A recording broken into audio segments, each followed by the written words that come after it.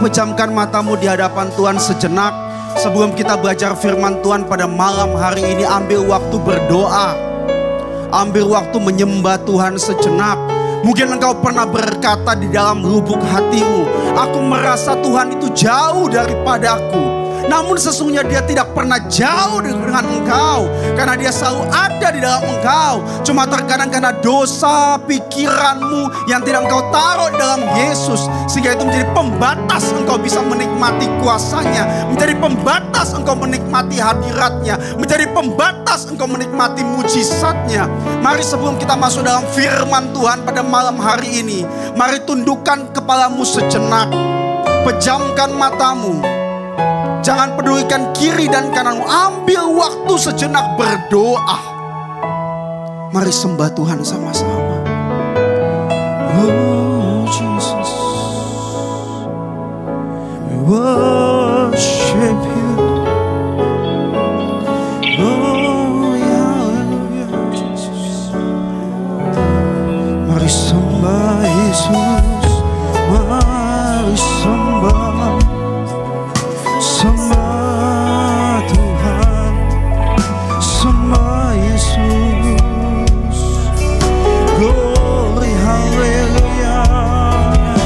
You are lifted highest place. Yeshua HaMashiach. Terima kasih Yesus.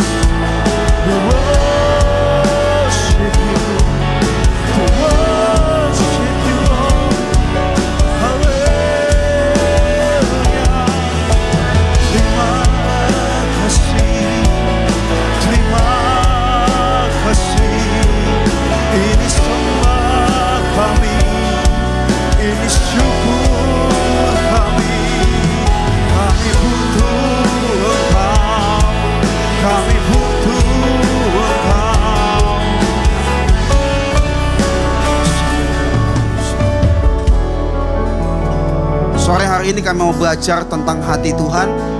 Bukakan setiap pikiranmu dalam hati kami.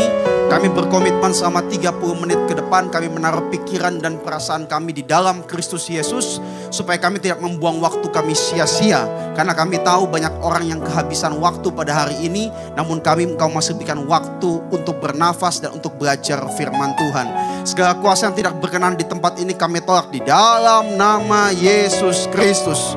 Kami berdoa supaya setiap pikiran, setiap hati semua terarah kepada Yesus. Mata kami tertuju kepada Yesus. Kami punya masalah, kami punya kelemahan, namun kehidupan kami tertuju kepada Yesus. Karena kami percaya Engkaulah jalan, Engkau kebenaran, dan Engkau kehidupan dalam setiap kami. Setiap kami merendahkan diri kami, mengecilkan diri kami, namun nama Tuhan yang kami tinggikan dan muliakan. Bersabdalah saja Tuhan, kami siap mendengarkan. Di dalam nama Yesus, Engkau yang siap sambut kebenaran firman Tuhan. Haleluya, sama-sama kita katakan amin. Silakan duduk saudara, shalom. Mari kita buka dulu firman Tuhan bersama-sama. Kisah Para Rasul 27 ayat yang ke-44. Setelah itu kita akan belajar beberapa hal yang luar biasa pada sore hari ini.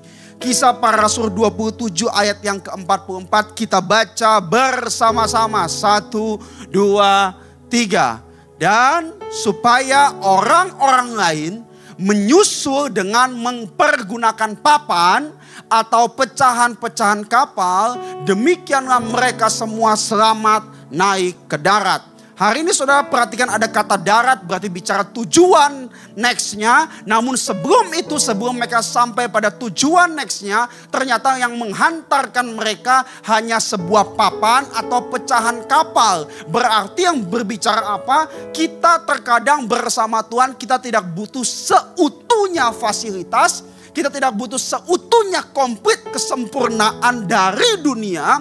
Namun apa yang tersisa di hadapan kita, namun jika kita serahkan kepada Tuhan, itu bisa menjadi persembahan yang berkenan kepada Tuhan. Katakan amin. Saudara tahu dalam kisah ini berbicara ketika Rasul Paulus bertobat dan dia didakwa akan kesalahannya dia karena dia percaya Yesus Kristus. Namun pada saat itu dia tidak mau berhenti di Mahkamah Agama di Yerusalem. Namun dia mau pergi ke Roma, Italia. Waktu dia mau pergi ke Roma, Italia, karena dia mau menyuarakan bahwa Yesus Kristus adalah Tuhan. Dan dulunya dia sudah berdosa, dia sudah melakukan kesalahan karena dia membunuh orang-orang Kristen. Sehingga matanya buta, dari Saul dia berubah menjadi Paulus.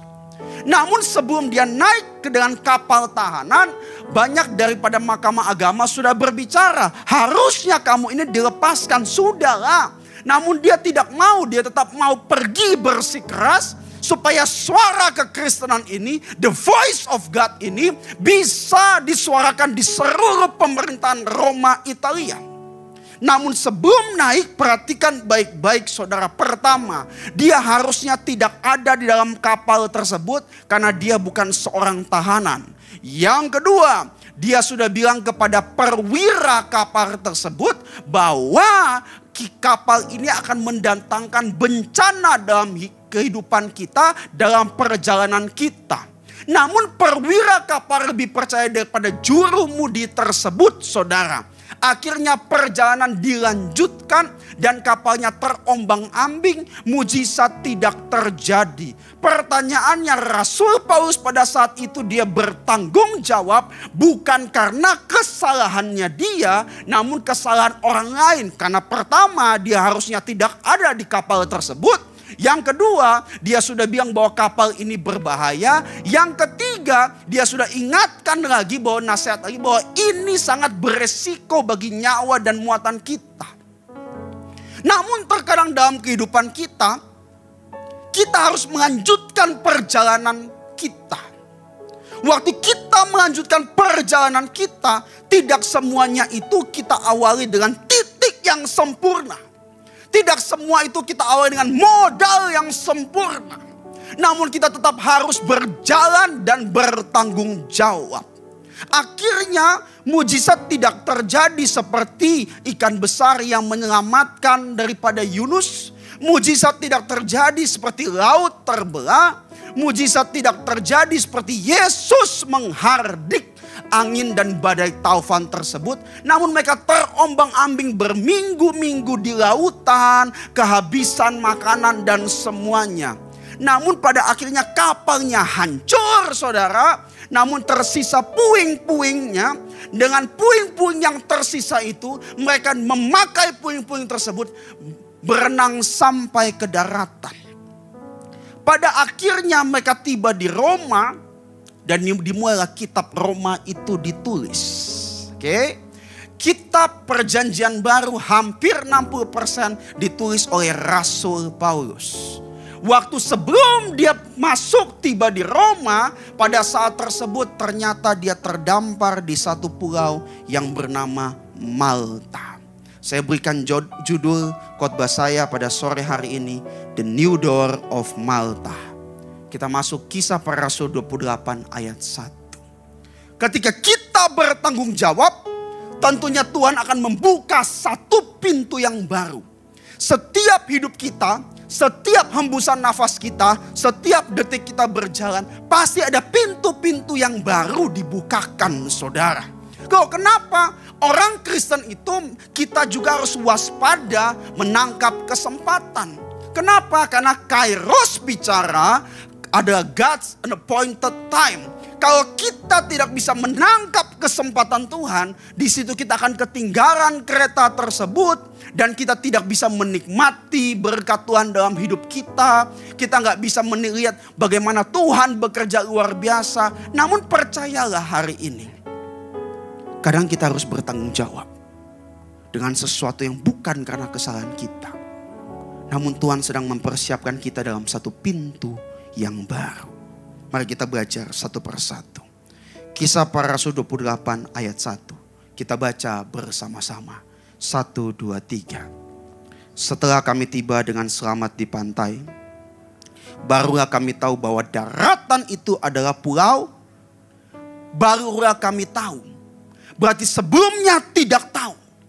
Kadang orang bisa menemukan talentanya bagaimana ketika dia mencoba. Thomas Alva Edison pada percobaan yang ke-1000 baru dia tahu lampu itu menyala. Sebelumnya dia tidak pernah tahu lampu itu menyala, namun dia cuma punya keyakinan bahwa lampu itu menyala. Terkadang dalam kehidupan kita diizinkan Tuhan berjalan dan Tuhan sedang mempersiapkan pintu yang baru bagi kita. Pintu itu bisa pintu bagi keluarga saudara. Pintu itu bisa pintu bagi pekerjaan saudara. Pintu itu bisa bagi pintu pelayanan saudara. Karena poin saya yang pertama bicara perjalanan bersama Tuhan selalu membuka pintu yang tidak terduga. Perjalanan bersama Tuhan selalu membuka pintu yang tidak terduga. Kalau engkau bisa duga pintu tersebut, berarti perjalanannya bukan bersama Tuhan. Loh, kenapa? Karena setan hanya bekerja di dunia. Setan adalah bapa segala pendusta. Dusta itu berarti bicara suatu kebohongan yang berbicara berulang-ulang terus. Atau bicara satu loop sehingga engkau tidak bisa menaik ke sesuatu yang lebih tinggi. Namun bersama Tuhan berbeda. Cara kerja Tuhan adalah sequence. Sequence itu bicara apa? 1, 2, 3. Contohnya apa? Carilah dahulu kerajaan Allah dan kebenarannya. Maka semua itu ditambahkan. Berarti ketika kita mencari kerajaan Allah ada sesuatu yang ditambahkan. Kebijaksanaan, kekuatan. Amin. Berarti kalau bersama Tuhan ada pintu yang Tuhan buka. Saudara bisa melihat ada satu hal yang luar biasa. Kita harus berhati-hati. Karena Efesus 4 ayat 27 berkata, janganlah beri kesempatan kepada iblis. Hari ini iblis itu ketika melihat kita mau naik level bersama Tuhan, dia tahu saudara. Iblis itu tahu Adam dan Hawa mengetahui buah pohon yang baik dan jahat. Dia tahu saudara. Makanya kita harus berjaga-jaga. Pertanyaannya hari ini, iblis itu tidak pilih-pilih orang untuk dia serang. Sama seperti nyamuk. Saudara tahu nyamuk kan? Siapa yang pernah gigit nyamuk saudara? Saya yakin semua pernah digigit nyamuk. Siapa yang suka digigit nyamuk? Waduh. Nyamuk itu gak pilih. Kojo gak digigit. Kosinggi digigit. Gak ada. Yogi digigit lebih banyak. Gak bisa. Semua pasti digigit saudara. Dia nggak lihat kulitnya putih, sawo matang, gelap. Dia nggak lihat. Semua pasti diserang. Bersama Tuhan itu pasti ada pintu yang Tuhan siapkan. Kenapa? Pintu nggak terduga itu karena kita nggak bisa duga dengan pikiran kita. Karena firman Tuhan berkata apa? Sebab aku ini yang mengetahui rancangan-rancangan apa yang ada padamu. Yaitu rancangan hari depan yang penuh harapan. Yang tahu rancangan itu bukan kita. Yang tahu itu Tuhan. Namun dalam bentuk rancangan. Namun rancangan itu direalisasikan dalam hidup kita. Ketika kita bekerja bersama Tuhan. Makanya Rasul Paulus berkata, engkau adalah kawan sekerja Allah. Engkau adalah ladang Allah. Engkau adalah bangunan Allah. Yang kedua selanjutnya. Kisah Para Rasul 28 ayat yang kedua. Kita baca bersama-sama. Penduduk pulau itu sangat ramah terhadap kami. Bisa ditampilkan? Kisah Para Rasul 28 ayat yang kedua. Penduduk pulau itu sangat ramah terhadap kami. Mereka menyalakan api besar dan mengajak kami semua ke situ karena telah mulai hujan dan hawanya dingin. Perhatikan. Di sini dikatakan penduduk pulau itu sangat ramah. Oke. Kedua, mereka nyalakan api besar. Yang ketiga, mereka mengajak kami semua ke situ karena telah mulai hujan. Seakan-akan baik kan? Betul ya? Seakan-akan welcome kan? Saudara mesti hati-hati. Pada akhir cerita mereka melihat Rasul Paulus ini pembunuh. Rasul Paulus ini orang jahat. Rasul Paulus ini akan mati dan semuanya. Poin yang kedua, waspada terhadap pintu yang dibuka. Waspada terhadap jika kita menghadapi sebuah pintu yang baru. Karena bersama Tuhan pasti ada pintu yang baru Tuhan bukakan, pasti. Pasti ada talenta baru yang Tuhan tambahkan, pasti. Pasti ada kebijaksanaan baru yang Tuhan tambahkan. Pasti ada hikmat baru yang Tuhan tambahkan. Pastilah. Saudara gak usah tanya. Pasti ada mujizat baru yang Tuhan siapkan. Itu pasti. Namun setelah itu terbuka. Kita harus berhati-hati dan waspada. Roh jahat itu. Rumah itu tersapu bersih loh. Sudah tersapu bersih dia keluar. Kita sudah bersihkan. Dia mengajak 7 orang masuk kembali. Berarti bersih aja gak cukup. Namun harus terisi. Amin. Kamu bilang, saya ke gereja untuk suci. Saya ke gereja untuk kudus. Saya baca Alkitab untuk menyembah Tuhan. Saya hari ini dengar lagu rohani supaya saya merasa tenang. Wait, kadang-kadang kita cuma memakai ritual agamawi kita membersihkan. Namun tujuan akhir daripada kekristenan bukan hanya membersihkan. Tujuan akhir kekristenan adalah Tuhan mau tinggal di dalam kita. Amin. Karena kalau dia di dalam, berarti dia ada bersama kita. Waktu kita berjalan bukan dengan pikiran kita sendiri. Namun kita berjalan bersama Tuhan. Seorang punya keahlian yang hebat. Seorang dokter bisa sakit dengan penyakit yang sudah dia pernah resepkan kepada orang lain. Seorang ahli hukum bisa dijatuhi hukuman oleh hukum yang pernah dia vonis kepada orang lain. Seorang yang hebat, pendeta, dia mungkin bisa berkhotbah luar biasa. Namun dia bisa jatuh dengan khotbahnya dia sendiri. Berarti hari ini tidak ada yang kebal. Antibiotik saudara mungkin bisa resisten dalam tubuh manusia. Namun dosa itu kalau kita tidak jaga kehidupan kita, dia bisa masuk dalam hati dan pikiran kita. Dia bisa mengacaukan pikiran kita. Dia bisa mengacaukan pengajaran kita. Ragi sedikit mengkamirkan seluruh adonan. Makanya bersih aja gak cukup. Makanya hari ini kalau saudara lihat, janganlah beri kesempatan kepada iblis. Berarti kita beri kesempatan kepada Tuhan. Tuhan selalu memberi kesempatan. Dan Tuhan selalu memberikan peluang bagi kita. Namun ketika kita semua menerima peluang tersebut, yang sering terjadi dalam hidup kita, kita kesalahan produksi saudara. Kita kesalahan hari ini melakukan sesuatu proses dalam kehidupan kita. Sehingga harusnya hasilnya yang baik. Namun kita hari ini tidak mau Tuhan tinggal dalam kita. Sehingga bahan baku kebaikan itu, bahan baku kebenaran itu tidak pernah bisa kita produksi dengan sempurna. Banyak orang bisa punya karunia. Banyak orang bisa berkhotbah luar biasa. Banyak orang bisa di atas mimbar buat orang nangis. Banyak orang bisa berdoa ketika merasakan hadirat Tuhan. Namun peperangan yang utama terjadi ketika kamu diperhadapkan dengan kesempatan. Dan kamu tetap waspada. Bahwa bukan cuma membersihkan. Namun harus diisi oleh firman Tuhan. Amin. Kalau diisi berarti dia memenuhi. Roh Kudus itu memenuhi setiap kita. Selanjutnya, Kisah Para Rasul 28 ayat 3. Dan 4 kita baca bersama-sama. Teman-teman, sahabat-sahabat, 1, 2, 3. Ketika Paulus memungut seberkas ranting-ranting dan meletakkannya di atas api, keluarlah seekor ular beludak karena panasnya api itu lalu menggigit tangannya. Ayat 4. Ketika orang itu melihat ular itu, orang itu penduduk di situ yang awalnya ramah kepada Rasul Paulus, yang awalnya ayo kita berteduh dan nyalakan api, oke? Mereka berkata seorang kepada yang lain, kita baca bersama-sama 1, 2, 3.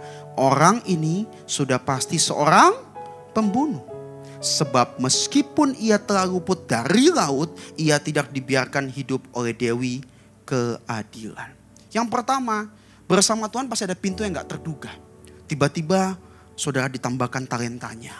Tiba-tiba saudara ditambahkan hikmatnya. Pasti ada pintu yang tidak terduga. Namun ketika pintu yang tidak terduga tersebut terbuka, kita harus waspada. Karena kejatuhan seseorang itu terjadi juga karena ada kesempatan. Baik kesempatan baik atau jahat. Kalau kita gak waspada, ada kesempatan baik kita tidak berbuat baik, kita juga jatuh dalam dosa. Ada kesempatan jahat, kita tidak hari diisi oleh firman Tuhan. Akhirnya kita mengambil kesempatan jahat, kita juga berbuat jahat. Sehingga kesempatan bisa baik dan jahat. Tergantung engkau menerima atau tidak. Yang ketiga, orang yang pertama bilang ramah. Orang yang pertama bilang welcome. Orang yang pertama bilang ayo kesini. Ternyata bisa bilang pembunuh. Kamu akan mati. Bayangkan. Yang ketiga, ketika sebuah pintu terbuka akan menjadi dua hal. Yang pertama pintu berkat yang matang yang Tuhan berikan langsung. Namun yang kedua bisa pintu berkat atau pintu ujian pengolahan dalam hidup kita. Terkadang ada kesempatan yang diberikan kepada Tuhan. Kita selalu menilai, saya dapat berkat, saya dapat pekerjaan, saya dapat uang, itu berkat langsung. Memang kadang-kadang Tuhan bisa berkati seperti itu. Namun 80% dalam kehidupan kita Tuhan izinkan membuka pintu berkat. Namun pintu itu adalah pintu pengolahan. Karena seseorang jika dia tahu mengolah, dia pasti bisa tahu menjaga. Karena orang yang cuma bisa menikmati belum tentu bisa menjaga. Saudara bisa menguasai satu pekerjaan, saudara bisa jaga pekerjaan tersebut. Namun saudara hanya bisa menikmati hasil daripada pekerjaan tersebut. Saudara belum tentu bisa menjaga pekerjaan tersebut. Begitu juga kadang-kadang Tuhan izinkan masalah sulit datang dalam hidup kita. Supaya kita bisa olah masalah tersebut. Dan kita bisa menjaga kehidupan kita. Dan kita tahu bahwa hidup kita ini terbatas. Namun bersama Tuhan kita bisa melakukan perkara yang besar. Karena bagi Tuhan tidak ada yang mustahil. Karena kita mengandalkan Tuhan. Dan firman Tuhan berkata, diberkatilah orang yang mengandalkan Tuhan. Amin. Wahyu 3 ayat yang ke-7. Kenapa harus waspada? Dibukakan ayatnya, tetap ditampilkan. Dan tuliskanlah kepada malaikat jemaat di Philadelphia. Inilah firman dari yang kudus yang benar, yang memegang kunci Daud. Apabila ia membuka, tidak ada yang dapat menutup. Apabila ia menutup, tidak ada yang dapat membuka. Kalau Tuhan buka bagi kita, jangan kita langsung prediksikan bahwa itu semua langsung terjadi. Kadang-kadang Tuhan izinkan kita bertemu dengan orang yang awalnya baik. Namun ternyata dia salah nafsirkan kehidupan kita. Namun itu bukan pintu berkat yang matang mungkin. Itu pintu berkat pengolahan. Namun waktu kita bisa mengolah, kalau Tuhan buka, tidak ada yang bisa tutup. Kalau Tuhan tutup, tidak ada yang bisa buka. Tidak semua orang dijadikan seperti Daniel. Tidak semua orang itu harus dibuang ke sumur, mungkin. Karena proses setiap orang pengolahannya beda. Ada orang yang harus dibuang ke sumur seperti Yusuf. Ada orang mungkin levelnya berbeda. Dia harus bisa masuk di kandang singa dan dia bisa bertahan. Setiap proses pengolahan yang Tuhan izinkan dalam pintu-pintu kehidupan kita, nikmati itu semua. Amin. Namun harus waspada. Daud lawan Goliat menang atau kalah? Menang. Namun Daud melihat Goliat. Dia tahu Goliat besar atau kecil? Dia tahu Goliat besar. Dia tahu Goliat bawa senjata. Bahkan orang-orang ngomong, sudahlah kamu pasti kalah. Dia orang Filistin paling kuat. Kita semua lari. Dengan matanya, saudara, dia melihat Goliat. Namun dia tidak takut kepada Goliat dan dia menang. Namun dengan mata yang sama, ketika dia melihat Batsheba, dia bisa jatuh dalam dosa. Dengan satu media kehidupan kita, kalau kita nggak menjaga kesucian, kekudusan dan mengisi kehidupan kita, jangan pernah berpikir engkau kebal dengan dosa. Sangat berbahaya. Mata yang sama melihat Goliat dan dia bisa katakan, aku menang atas masalah. Namun mata yang sama, dia melihat Batsheba, dia jatuh ke dalam dosa. Segala fasilitas dalam kehidupan kita, kita harus jaga semuanya baik-baik. Makanya firman Tuhan berkata dengan keras, jagalah hatimu dengan segala kewaspadaan. Karena dari sanalah terpancar kehidupan. Kalau cuma bisa menikmati hati, semua orang bisa menikmati. Kita minta hati, Tuhan bisa kasih. Namun menjaga tidak mudah. Seseorang yang bisa menjaga pertumbuhan daripada perusahaannya. Seorang yang bisa menjaga kesehatannya. Seorang yang bisa menjaga karirnya. Orang-orang besar. Seorang yang bisa menjaga pelayanannya. Kalau saudara lihat, orang tersebut pasti bisa mengolah kehidupan apa yang Tuhan titipkan.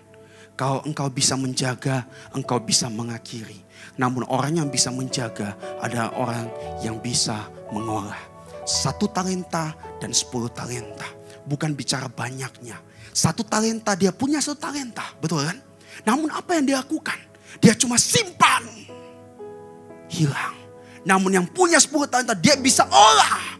Pada akhirnya menjadi lebih. Karena dia menjaga hidupnya. Hari ini pun sama. Sekecil apapun tanggung jawab yang Tuhan berikan dalam hidup kita. Dalam rumah kita. Dalam keluarga kita. Ngurus adik kita, ngurus orang tua kita. Olah itu dengan benar. Karena suatu hari akan menjaga kehidupanmu lebih baik. Selanjutnya saudara. Kisah Para Rasul 28 ayat yang ke-5.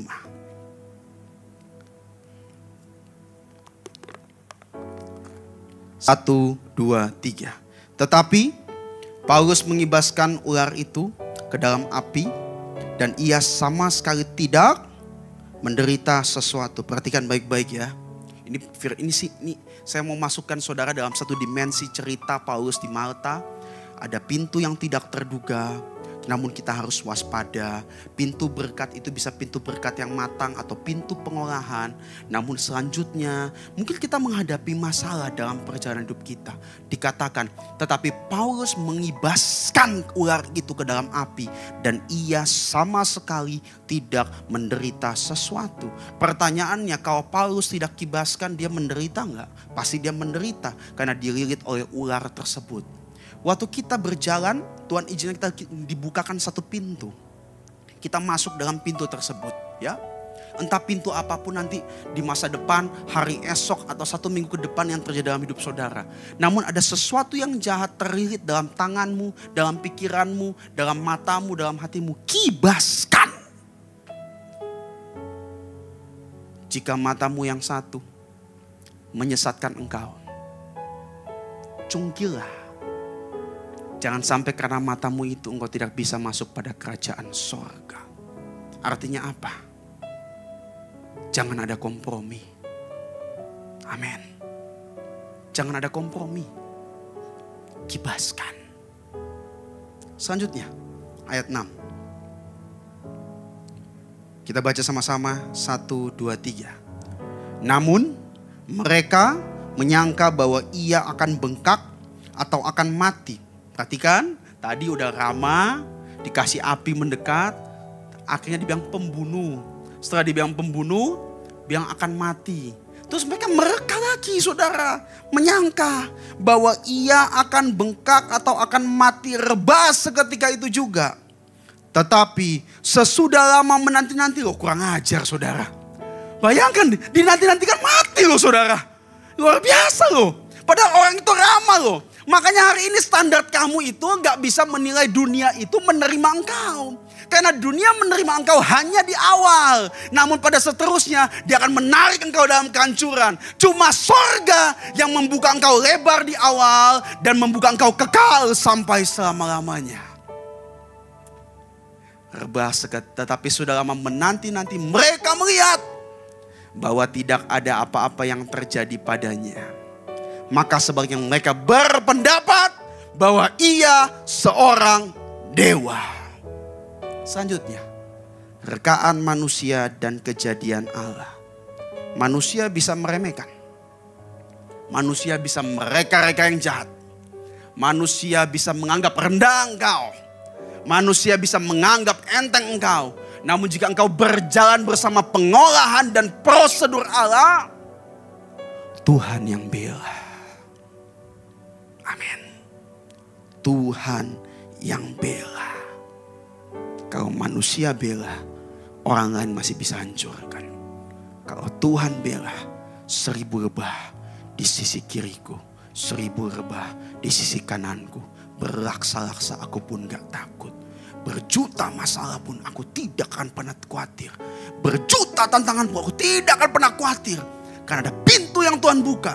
Dan aku tidak akan membiarkan si jahat melilit kehidupanku dan aku menderita karena dunia. Karena apa yang dikatakan dunia hanya rekaan. Namun Tuhan punya rancangan. Matius 7 ayat 7. Ini kesukaan ayatnya Ko Yogi sama Ko Jo mungkin. Ayat ini jarang dikhotbahkan di gereja BS, saudara. Namun hari ini saya mau khotbah ayat ini. Kita baca sama-sama ya. 1, 2, 3. Mintalah, maka akan. Carilah, maka kamu akan mendapat. Ketoklah, maka pintu akan dibukakan bagimu. Ini yang di belakang jodoh, amin. Minta. Cepat kaya, minta. Saudara tahu ayat ini bicara 3 kata. Minta, ketok, pintu dibukakan. Perhatikan. Ketika minta itu bicara, kita gak bisa melihat dalam satu dimensi bahwa semua ini berbicara hanya permintaan berkat, hanya permintaan mujizat saja. Firman Tuhan bicara sebuah perintah. Perintah. Barang siapa taat akan perintahku, ia akan tinggal dalam kasihku. Betul kan? Barang siapa taat dalam perintahku, dia akan menikmati janjiku. Renungkanlah Taurat Tuhan. Berarti ini bicara perintah. Ini bukan bicara sugesti dan kenikmatan Bapak Ibu. Ini bicara perintah. Kalau perintah bicara, ketika minta itu bicara perkataan. Ketika cari itu bicara satu action. Ketika ketok itu langkah iman. Waktu kita perkatakan, waktu kita cari itu satu kita punya action. Dan waktu kita ketok itu langkah iman. Dalam kehidupan kita mungkin bisa baca ayat ini seringkali hanya untuk memohon sesuatu daripada Tuhan berikan. Padahal kita lupa di dalam ayat ini berbicara suatu hal yang luar biasa. Bahwa bicara perintah bukan sugesti. Bicara perintah bukan hanya motivasi. Bicara perintah bukan hanya kenikmatan. Kalau perintah apa? Minta berarti perkatakan. Perkatakan bicara apa? Hari ini kamu lemah, kamu harus perkatakan bahwa kamu kuat. pikiranmu bicara jahat, kamu harus perkatakan kebaikan melawan pikiranmu sendiri.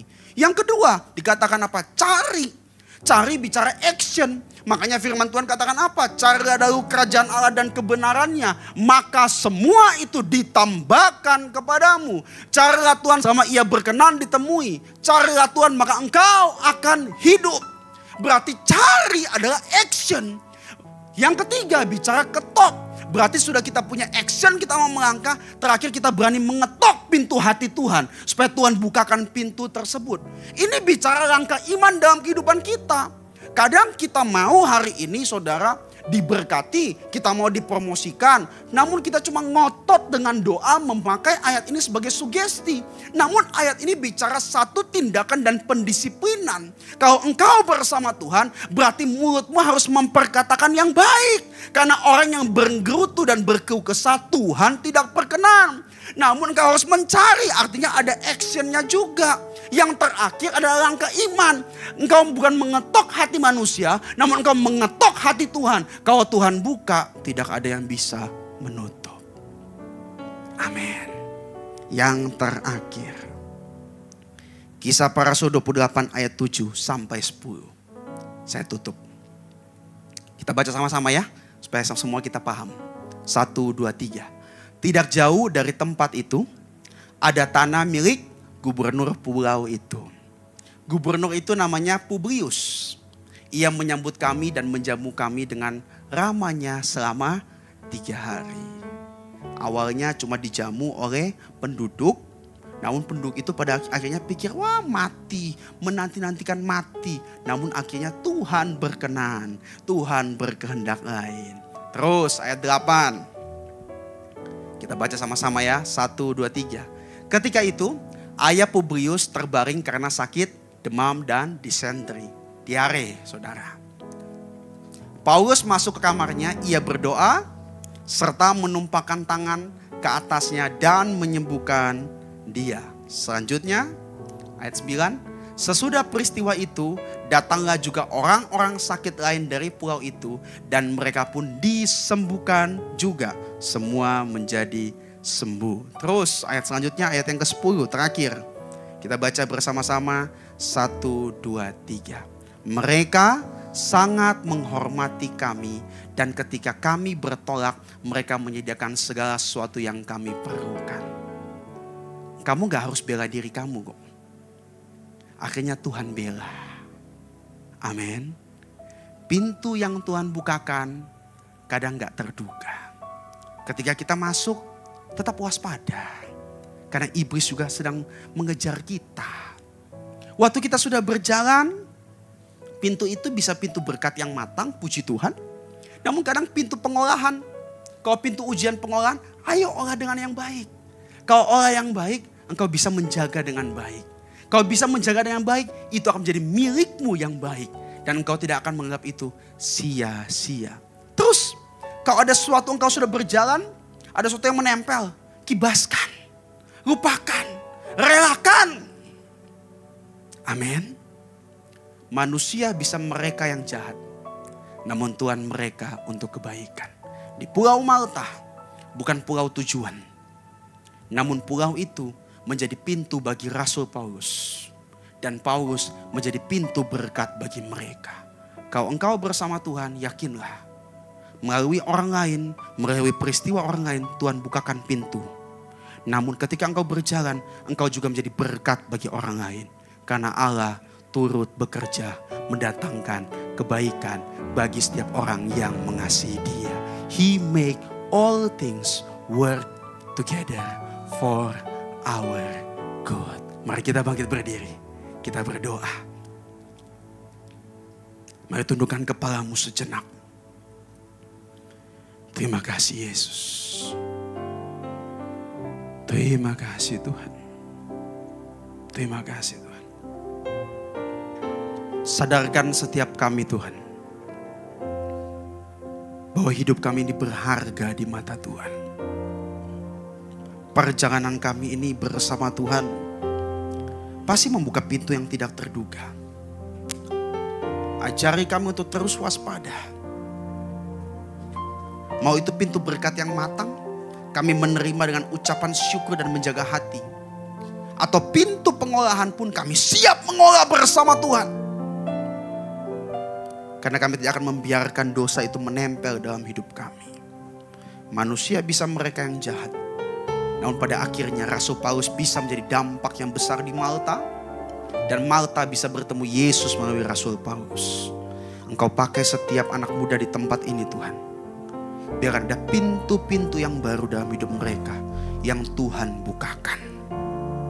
Pintu talenta, pintu kesabaran, pintu berkat, pintu ketekunan, pintu kerendahan hati.